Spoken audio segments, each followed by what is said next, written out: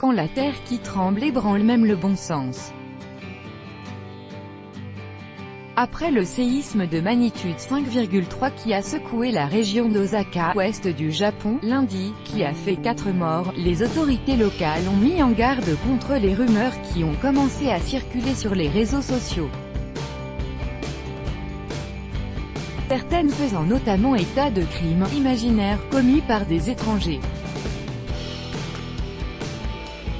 Le Huffington Post Japon rapporte que 10 minutes seulement après le séisme, lundi matin, des messages ont commencé à circuler sur Twitter au sujet d'un déraillement de train, d'un zèbre en cavale, ou de l'effondrement de divers bâtiments, des informations qui se sont révélées fausses.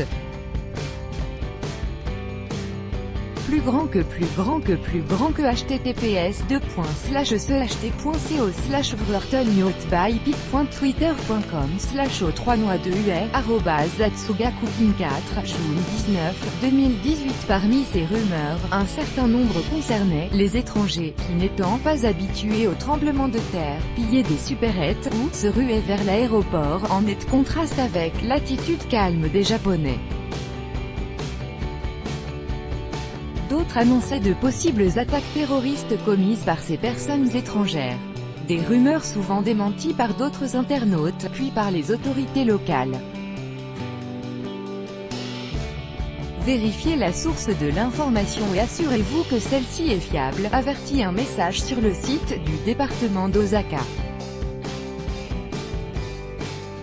Plus de 6000 Coréens et Chinois lynchés après le séisme de 1923. Les rumeurs de ce type ne sont pas nouvelles, et ont tendance à refaire surface à chaque catastrophe naturelle.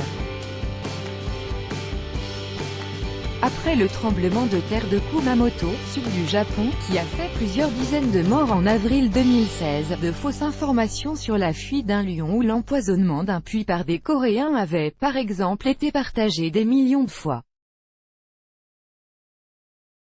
Il y a près de 100 ans, lors du tremblement de terre qui a ravagé la région de Tokyo en 1923, de telles rumeurs avaient provoqué le lynchage de plus de 6000 Coréens et Chinois. Plus récemment, après la triple catastrophe de mars 2011, plus de 80% des personnes qui ont répondu à un sondage effectué 5 ans plus tard à Sendai, nord-est du Japon, disent avoir cru aux rumeurs concernant les crimes commis par les étrangers. En tête des crimes qui leur étaient imputés, vol et pillage, arrivaient devant atteinte à l'intégrité de cadavres, notamment en leur coupant les doigts pour voler les bagues, et agression et viol. Interrogés sur la nationalité des prétendus criminels, les sondes plaçaient en tête les Chinois, devant les Coréens, et des personnes d'Asie du Sud-Est. C'était sans doute pratique d'avoir ces rumeurs qui attribuaient les crimes aux étrangers, pour ne pas contredire l'image des Japonais qui gardaient leur flegme, analysait pour le journal Mainichi Kwakiwan, professeur à l'université Tohokugakuin à Sendai, est à l'origine du sondage.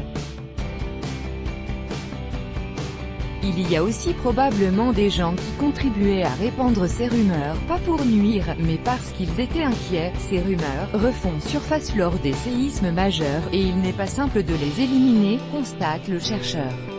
Il faudrait que chaque personne ait la capacité de les analyser.